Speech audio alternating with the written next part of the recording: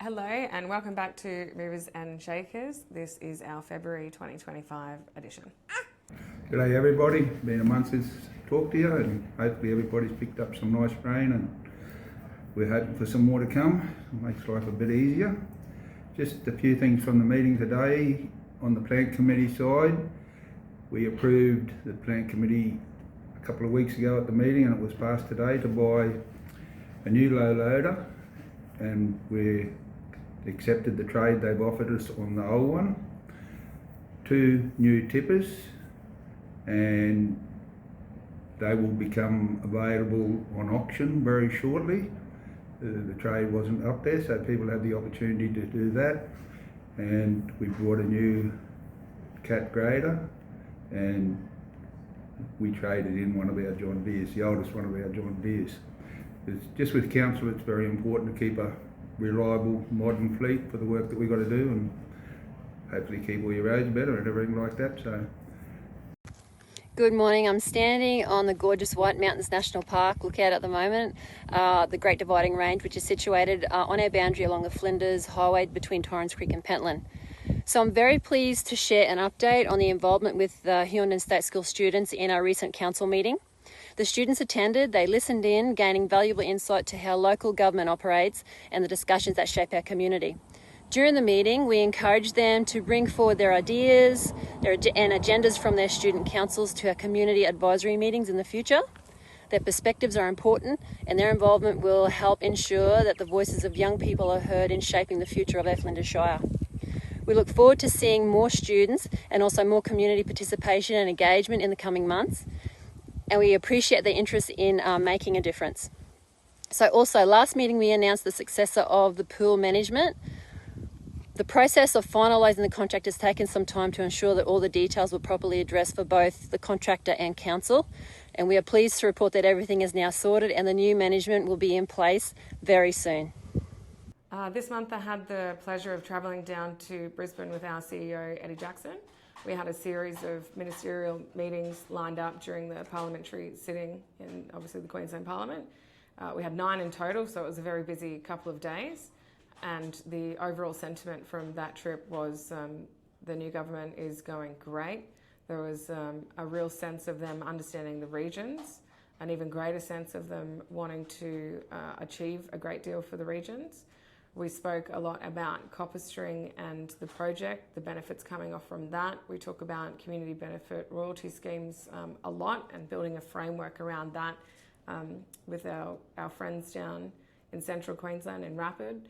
And VIS-IR, there's an MOU signed between us and both of those 2 organisations, and the foundation of that is to be on the front foot when it comes to investment in our Shire and how our community is going to potentially benefit from that, so that we can continue to improve the services that we have in the Shire.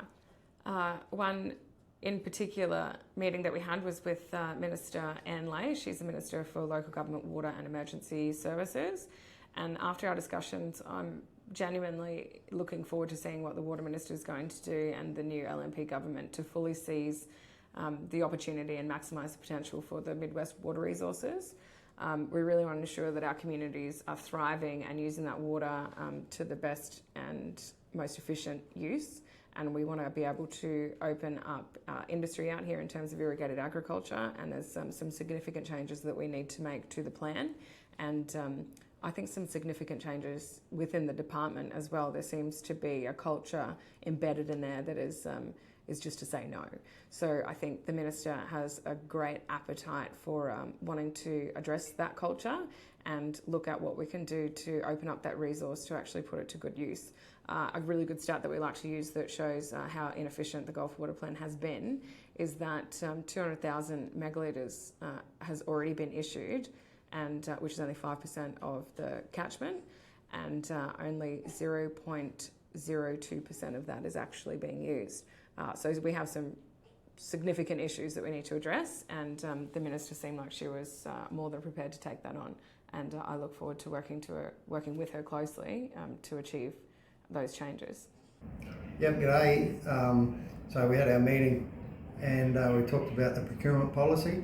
We've just made a few changes for the better. And so on the 10th of February, we had a small business advisory group meeting. We discussed the changes and everyone was pretty agreeant with that. And we've come up with increasing the limits, the lower limits and the higher limits for quotes, just to make the whole procurement policy easier, a bit more fluid, and I think it's going to be a really good step going forward. Thanks, see ya. You may have seen recently a lot of conversations around PowerLink and CopperString. Fear not, the project is solid. What their disagreements are at the moment is the sequencing and the staging of how it will be constructed. Obviously, our position is that we're ready to go in Huronden. They spent years planning the line as we know it now, and that included the sequencing of where it would start, and they had their reasons for doing that. I've said multiple times, I'm not in the game of construction, so it's really difficult for me to say whether doing it one way or the other is beneficial or not. But what is beneficial is that they start in Huronden. In 2012, the state government brought in the legislation that made it compulsory for local governments to provide fluoride for all town drinking water supplies for communities with a population of over 1,000. In our February meeting, it was decided that because the Flinders Shire had already ceased fluoridation, we had to formalise the process for the fluoridation facility to be decommissioned. Council has to notify the Queensland Health Department as well as a relevant local community by publishing a notice detailing the nature of the decision.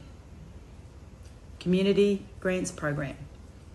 The Quick Response Contribution to Sporting Excellence is a program to help foster and support local participants in representational sports. Council received one applicant from Lane Naylor, who has been selected by the Wanderers Australia to play for Australia in the Junior Girls Rugby League Tour of the UK and France. She departs Australia on the 1st of October and returns on the 8th of October. This funding will go towards the assistance for travel and uniform expenses. What an amazing opportunity. On behalf of the Flinders Shire Council, congratulations and good luck. This month we had a productive meeting with our Community Services and Health and Wellbeing Advisory Group. It was great to welcome some new faces to the discussion. We covered several pressing topics, particularly those raised by our aged care residents, highlighting the importance of listening to and addressing their concerns. We also examined our grant and funding application processes, which are vital for supporting our local community initiatives. A significant highlight was our successful funding application to create a study hub at the Community University Centre, which is poised to enhance educational opportunities for local residents. This will be located above the library. Furthermore, we took a detailed look at the development plans for the showgrounds, aimed at improving the facilities and services for our community. In exciting news, the Oakley Amateur Picnic Race Club has secured funding through the Flinders Shire Council Community Grants Program for the upcoming Carina races. This event is always a key highlight of our community calendar and promises to deliver an enjoyable weekend brimming with excitement and community spirit. Overall, the meeting proved to be a valuable opportunity for sharing updates and discussing strategies to better support the needs of our community. We appreciate everyone who participated and encourage continued involvement as we collaborate to enhance services and opportunities for all residents. Thank you for your engagement, and we look forward to working together for the benefit of our community. I just wanted to give a quick shout out to everyone who came to the Rural and Small Towns Advisory Group meeting in Prairie last night. I thought it was a great success. We covered a lot of topics. There's a heap of follow through that we need after that. But I just wanted to say thank you to the community and everyone that attended that meeting. It was absolutely fantastic, and I can't wait to see these advisory groups continuing to thrive and getting the attendance that we did in Prairie last night. It was amazing. So thank you to everyone who attended last night. This is my first council meeting, and it was very interesting to see that there's a lot of collaboration within our council and that there are a lot of projects that improve our community. This is the first council meeting I've been to, and one of my favourite things was listening to people share their opinions and thoughts, and people sharing their decisions on what they thought about it. As always, thank you very much for listening, and remember, if you would like contributions to our agendas, please either attend an advisory group committee meeting or write into council. Thanks.